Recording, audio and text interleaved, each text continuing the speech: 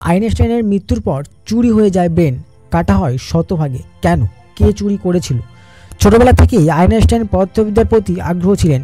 পাঠ্য বইয়ের পাশাপাশি তিনি পদার্থবিদ্যায় বইও পড়তে শুরু করেন। ছোটবেলা থেকেই তিনি কখনো অঙ্কে ফেল করেননি, বলা হয় অঙ্কের জাহাজ ছিলেন তিনি। তার অঙ্কের পারদর্শিতা দেখে শিক্ষকরাও অবাক হয়ে যেতেন। 1879 সালে জার্মানির উলমে জন্মগ্রহণ করেন তিনি। তার বাবা একটি রাসায়নিক কারখানা পরিচালনা করতেন। আইনস্টাইন আইজ্যাক নিউটনকে অনুসরণ করতেন।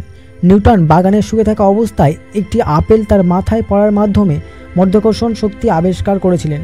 নানা পরীক্ষা নিরীক্ষার মধ্য দিয়ে ছোটবেলা কাটিয়েছিলেন অ্যালবার্ট আইনস্টাইন। নোবেল পুরস্কার বিজয়ী পদার্থবিজ্ঞানী, মূলত অপেক্ষাকৃত তত্ত্ব আবিষ্কারের জন্য বিখ্যাত।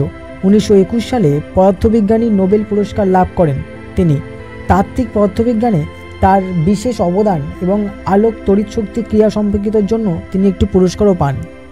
আইনস্টাইন পদার্থবিজ্ঞানের বিভিন্ন ক্ষেত্রে প্রচুর গবেষণা করেছিলেন এবং নতুন উদ্ভাবন ও আবিষ্কারে তার অবদান অনেক।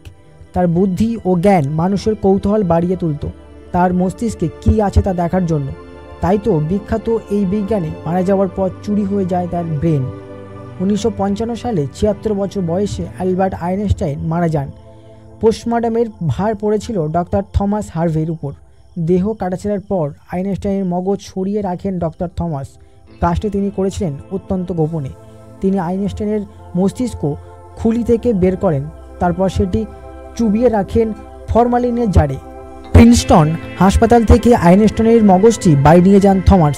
সেই মগজসহ জারটি বাক্সবন্দি করে তুলে রাখেন নিজের ঘরে। এরপর শুরু হয় থমাসের জীবনের উল্টো যাত্রা। পারিবারিক জীবনে সুখী ছিলেন না থমাস। একের পর এক স্ত্রী বিচ্ছেদ হওয়ার সত্ত্বেও তিনি আগলে রাখেন মহামূল্য সেই আইনস্টাইনের মগজ। ততদিনে আইনস্টাইনের মগজ চুরির ঘটনাও কারো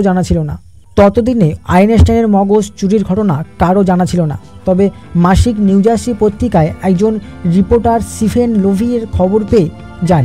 1970 সালে ডক্টর টমাস হার্ভে সঙ্গে দেখা করেন। সব সত্য জানেন লেভি।